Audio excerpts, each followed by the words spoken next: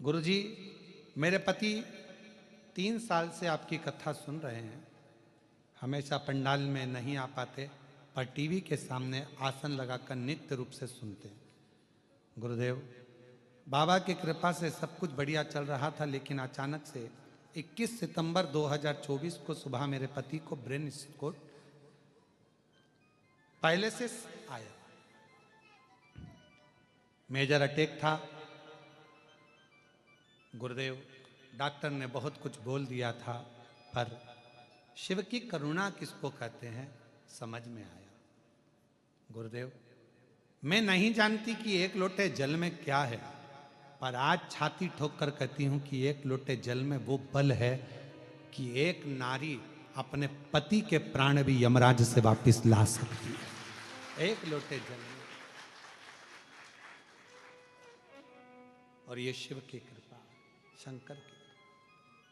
Doctor के हिसाब से ये चल नहीं पाते, डॉक्टर के हिसाब से ये उठ नहीं पाते, डॉक्टर के हिसाब से ये बोल नहीं पाते, पर 1 लोटे जल ने, बेलपत्र ने ऐसा कमाल करा कि आज चल भी रहे हैं, बोल भी रहे हैं और समझ भी रहे हैं। ये शिव की कृपा, ये शंकर। और तेरी कृपा का क्या है भरोसा, कब किस पर हो जाए जरा सी हम पर कर दो, जरा सी हम पर कर दो।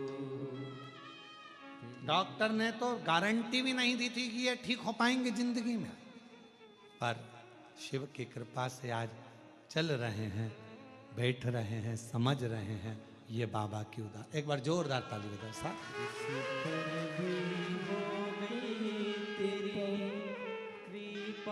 करुणा वो भव पार हुआ, भव पार हुआ। पापी हो चाहे जितना, उसका भी बाबा उद्धार हुआ, उद्धार हुआ।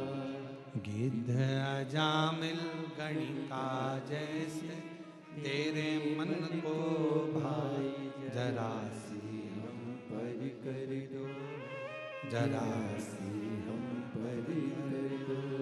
तेरी कृपा का क्या है भरोसा, कब किस पर हो जाए जरा सी हम पर कर दो, जरा सी हम पर कर दो। तेरी कृपा का क्या है भरोसा, अब किस पर हो जाए जरा सी हम पर कर दो, जरा सी हम पर कर दो। ये कृपा भगवान शिव की है।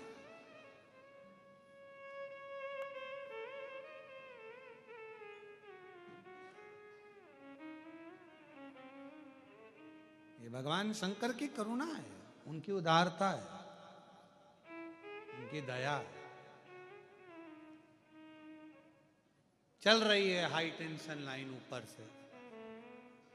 बिल्डिंग नहीं बन सकती, मकान नहीं बन सकता, तो प्लाट दे दो, बेच दो। अर्थात मालूम पड़ गया कि अब शरीर ठीक नहीं है, चल रहा है हाई टेंशन लाइन, मौत। छोड़ दो अब भगवान के चरण, छोड़ दो। और रोज प्रतिदिन भगवान को प्रणाम कर कर, महादेव नमन चरणों में स्वीकार कीजिए, सबका किया है मेरा भी उद्धार कीजिए, उद्धार कीजिए। हे त्रिपुंडधारी, है त्रिशूलधारी, है त्रिपुंडधारी, है त्रिशूलधारी। चरणों में तेरे बाबा जी पावन है चारों धाम, तेरी देव करते वंदना, पूजे सीता चरणों में तेरे बाबा जी पावन है चारों धाम, तेरी देव करते वंदना पूजें सीताराम। हो जाए पूरी कामना हो जाए पूरी कामना, उपकार कीजिए सबका किया है मेरा भी उद्धार कीजिए, उद्धार कीजिए। है त्रिपुंडधारी है त्रिशूलधारी। भगवान के प्रति समर्पण के भाव को प्रबल बनाओ, केवल कहने से नहीं भाई।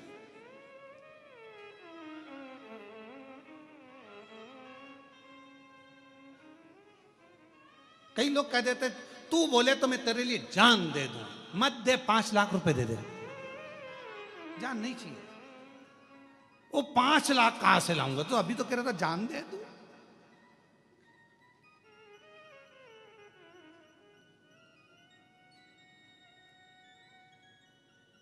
अरे भाई कहना सरल है, तू बोले तो मैं तेरे लिए जान दे दूं, तू बोले तो मेरे तेरे लिए प्राण दे दूं। नहीं चाहिए दादा, हमको ये सब चीज क्या करेंगे जान लेकर भी, है?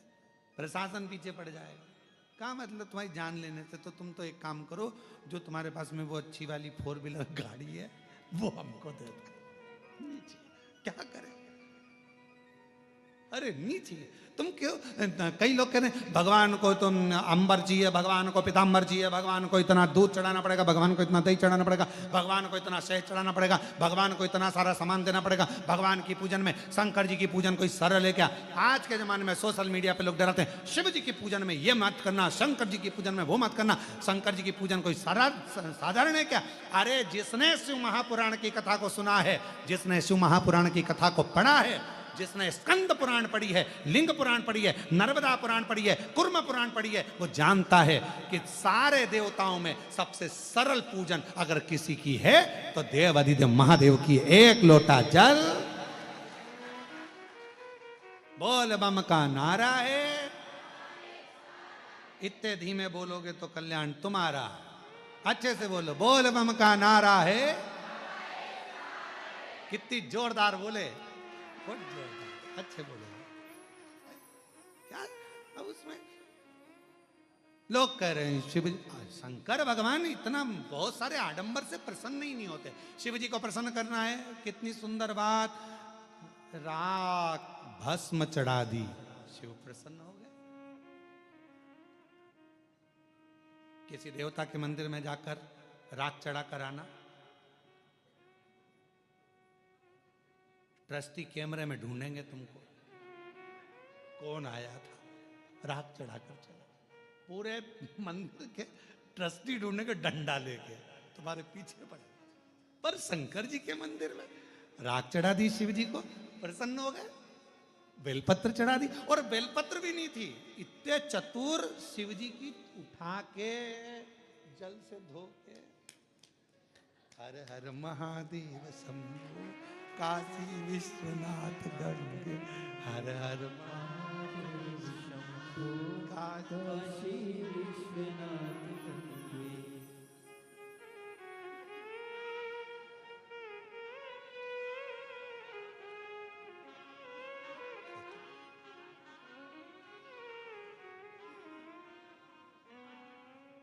और शंकर जी भी इतने खुश, कितना भोला है, मेरे को दे दिया है। शिव जी तो जानते हैं तेरा है क्या संसार में, क्या लेकर आए थे, तुम्हारा क्या था। मुट्ठी बांधे आए जग में, क्या लेकर आए थे, कुछ नहीं। एक तन पर कपड़ा भी नहीं था, नग्न वेश था, कुछ भी तुम्हारा नहीं था। वो तो शंकर भगवान ने तुमको अच्छे घर में जन्म दे दिया, शिव जी ने अच्छे कुल में जन्म दे दिया, अच्छे महाराष्ट्र में जन्म दे दिया, और अच्छे कुल में जन्म दिया, बेरुल में जन्म दे दिया, और क्या चाहिए, अच्छा परिवार दे दिया, इतने अच्छे पत्नी पति बच्चे कुटुंब कबीला सब अच्छा दे दिया, और तो और सारा डिपार्टमेंट एक नंबर का दिया। दोनों नेत्र दिए, श्रवण शक्ति दी, हाथ दिए, पांव दिए, जीवान भी पूरी पूरी दी। उसने कितनी कृपा करी तुम पर। एक आध डिपार्टमेंट गड़बड़ करके भेज देता तो कितनी कृपा कर, उसने दया कर कर तुम्हारे पर भेजा, करुणा कर कर। कान भी दो। किसी ने पूछा गुरुजी भगवान ने दो कान क्यों दिए? सुनाई तो इन दो छेदों से देता है, तो इसको देने की जरूरत क्या थी भगवान को? हमने कहा तुम्हारा बुढ़ापा आएगा तो चश्मे का स्टैंड कहां?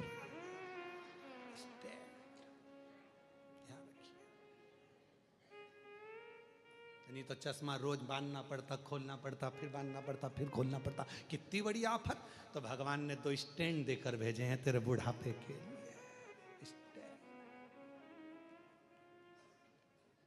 क्यों गुरुजी?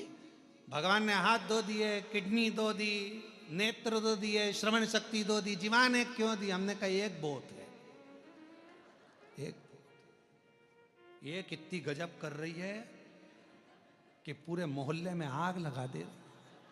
दो दे देता तो हालत खराब कर, तो अच्छी एक। और पूछो बेचारी सासुओं से, तुरंत कह देगी अच्छा है भगवान ने तो कोई एक जीवान दी बहू। और बहू से पूछो सास के लिए, अच्छा हुआ मम्मी तुम्हारी एक जीवान है, नहीं तुम दो चार होती तो तुम क्या करती? एक कृपा है। अब यहां शिव तत्व कह रहा है, भगवान शंकर की कथा कर रही है। भगवान कितना कृपा सागर, कितना दयालु, कितना करुणा सागर। और हम कहें कि मैं शिव का शिव, मेरा कहने से कुछ नहीं होगा, उसको अपना बनाना पड़ेगा। दक्ष प्रजापति, राजा के दक्ष प्रजापति की एक बेटी थी। वैसे तो 60 कन्याओं का सुंदर सुंदर चरित्र वर्णन आता है, उसमें रति का, प्रसूति का, उसमें रति का, सती का, माता प्रसूति के गर्भ से जन्म बताया गया है और बहुत सुंदर सुंदर भाव बताया गया, बहुत सुंदर। उसमें एक ब्रह्मा जी द्वारा प्रकट करी गई एक कन्या, जिसको दक्ष प्रजापति को दिया गया, जिसका नाम था स्वधा। क्या नाम है? स्वधा। बड़ी सुंदर कन्या, इतनी सुंदर। दक्ष प्रजापति उस स्वधा नाम की कन्या को खूब आनंद से स्नेह करते, प्रेम करते, उसको बेटी के आनंद में उसको पालन करते। स्वधा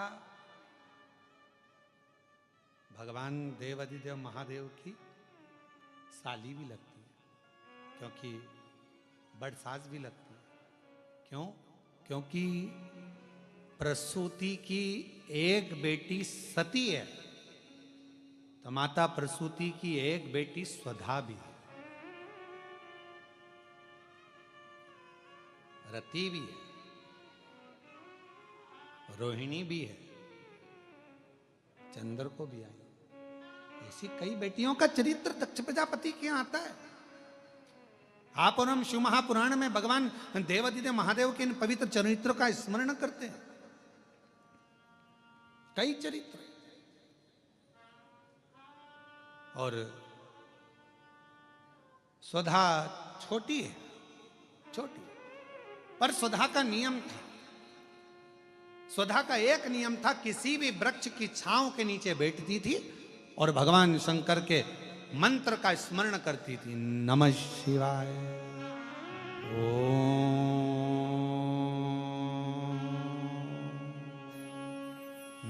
नमः शिवाय, नमः शिवाय, ओम नमः उच्चारण करती थी। हाँ, इस उच्चारण को हमने नमः शिवाय से प्रारंभ करा। क्यों? क्योंकि हमारा शास्त्र कहता है पुरुष ओम नमः शिवाय का जाप करे, स्त्री नमः शिवाय से ओम तक पहुंचे, फिर नमः शिवाय से ओम का स्मरण। आज के समय में बहुत बहुत सारे झंझट उत्पन्न कर दिए है ये। माताएं ओम मत बोलो, स्त्री ओम ना बोले, ये ओम ना बोले, वो नमः शिवाय का ऐसा जाप करें, वो वैसा। तो श्री शिवाय नमस्तुभ्यम दिल से बोलो, बिना भटके, बिना भटके। कोई कहे ये बोलो, कोई कहे वो बोले, तो ध्यान रखो भटक रहे हो तो फिर श्री शिवाय नमस्तुभ्यम। अगर भटक रहे हो तो श्री शिवाय नमस्तुभ्यम पर रुक जाओ, फिर हमें कहीं नहीं भटकना। अब हमको ये सोचना नहीं कि ये बोलें कि नहीं बोलें। कोई ने कहा ओम बोलो, कोई ने कहा नहीं बोलो, कोई ने कहा ऐसा बोलो, कोई ने कहा वैसा बोलो। तो श्री शिवाय, श्री शिवाय नमस्तुभ्यम, श्री शिवाय नमस्तुभ्यम, श्री शिवाय नमस्तुभ्यम, श्री शिवाय नमस्तुभ्यम। क्यों भटके? तो नमः शिवाय ओम, नमः शिवाय, नमः शिवाय ओम, नमः शिवाय। सुधा का नियम था, वृक्ष की छांव में बैठती थी और उस वृक्ष की छांव में बैठकर शिव के मंत्र का, पंचाक्षर षडाक्षर मंत्र का स्मरण करती। क्यों? किस लिए? महाराज, हमारे शास्त्र वर्णन करते हैं किसी घर के अंदर बैठकर तप करा तो एक मंत्र का एक फल मिलता। समझना जरा बहुत अच्छे से, एक मंत्र का एक फल। किसी सरोवर के तट पर जाकर, नदी के तट पर जाकर मंत्र जपा तो एक मंत्र का 10 गुना फल। कितना? 10 गुना। और समझना, किसी तीर्थ में जाकर जपा तो एक मंत्र का 100 गुना फल। किसी ज्योतिर्लिंग में जाकर जपा तो एक मंत्र का 1000 गुना फल। और क्या कहा? बट वृक्ष, पीपल वृक्ष, बेलपत्र वृक्ष, आंवला वृक्ष, शमी वृक्ष, जो पूज्य वृक्ष हैं, पंच पितर के पंच जो वृक्ष कहे गए हैं, इन वृक्ष के नीचे बैठकर यदि मंत्र का जाप एक बार भी किया तो उस वृक्ष में जितनी पत्तियां होती हैं, लाख करोड़ जितनी होगी, उसका पूरा पुण्य एक मंत्र का करोड़ गुना पुण्य प्राप्त हो जाता। नमः शिवाय ओम, नमः शिवाय, नमः शिवाय ओम, नमः शिवाय। करोड़ा गुना, करोड़ों गुना सुधा वृक्ष की छांव में बैठ जाती और मंत्र का उच्चारण करती। नमः शिवाय।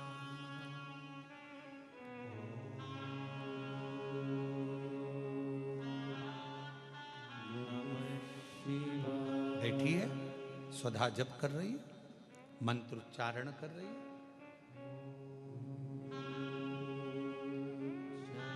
भगवान शिव को याद कर रही है। कोई पूजन नहीं जानती, कोई आराधना नहीं जानती, कोई साधना नहीं जानती, और कोई साधना नहीं, कोई उपाय नहीं, कोई उपासना का तरीका नहीं, बस मंत्र का स्मरण। नमः शिवाय ओम, नमः शिवाय। बेटी, भगवान नारायण ने देखा ये तो सुधा है, दक्ष प्रजापति की पुत्री। कितना सुंदर स्वरूप है सुधा का। शिव की आराधना करती है।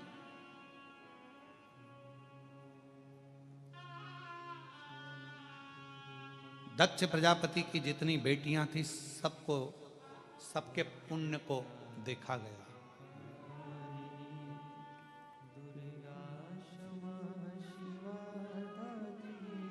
सबको इतना सारा पुण्य, सारी देवियों का ढेरों पुण्य था, पर उन सारी देवियों में सबसे ज्यादा पुण्य स्वधा का था।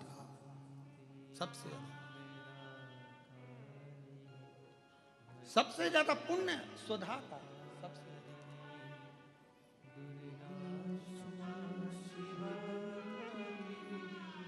और आप लोग एक मंत्र का उच्चारण हमेशा करते आए माँ जगत जननी के, जगत जगदम्बा के, उसमें स्वधा का स्मरण देखिएगा कितना प्रबल है। ओम जयंती मंगला काली भद्र काली कपालिनी दुर्गा क्षमा शिवा दात्री स्वाहा स्वधा नमस्तुते। ओम जयंती मंगला काली भद्र काली कपालिनी दुर्गा क्षमा शिवा धात्री स्वाहा स्वधा नमस्तुते। ओम जयंती मंगला काली भद्रकाली कपालिनी दुर्गा क्षमा शिवा धात्री स्वाहा स्वधा नमस्तुते। श्री महापुराण की कथा कर रही है, स्वधा इतना तप कर ली, इतना तप, क्योंकि एक तप उसका प्रबल था कि वृक्ष की छांव में बैठकर भगवान के मंत्र का उच्चारण करना, भगवान के मंत्र का उच्चारण, भगवान के मंत्र का उच्चारण, और लगातार भगवान शिव को याद कर रही है।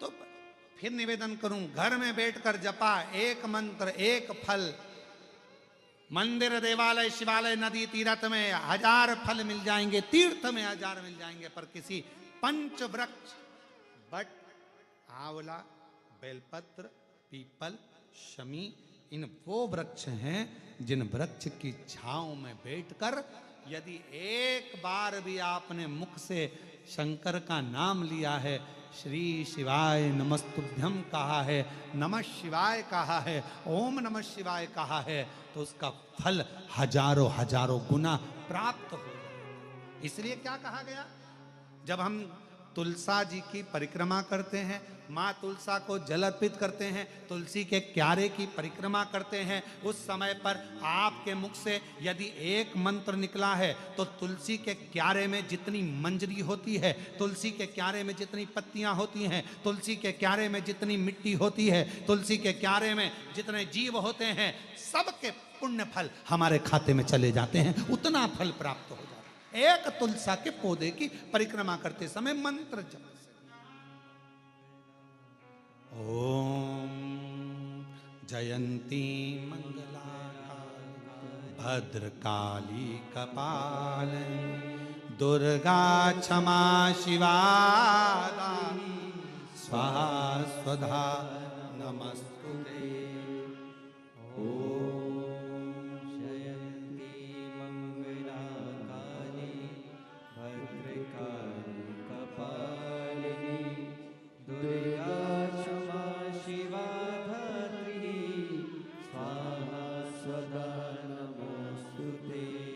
भगवान शिव की उच्चारण कर रही है वृक्ष के नीचे। इसलिए हमारे सनातन धर्म में प्रत्येक सनातनियों के घर में, प्रत्येक हिंदू बहन भाई के घर में और प्रत्येक व्यक्ति के घर में जितने सनातनी हैं, सबके घर के दरवाजे पर आंगन में तुलसी का क्यारा होना चाहिए। वो सनातन धर्म की एक प्रखरता है, वो सनातन धर्म की एकजुटता है।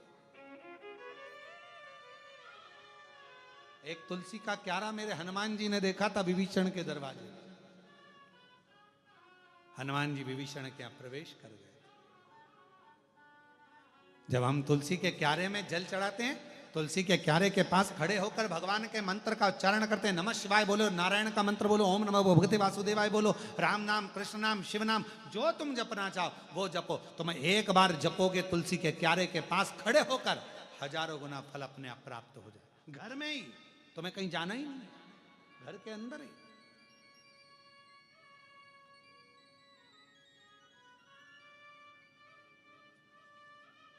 और कितना प्रबल है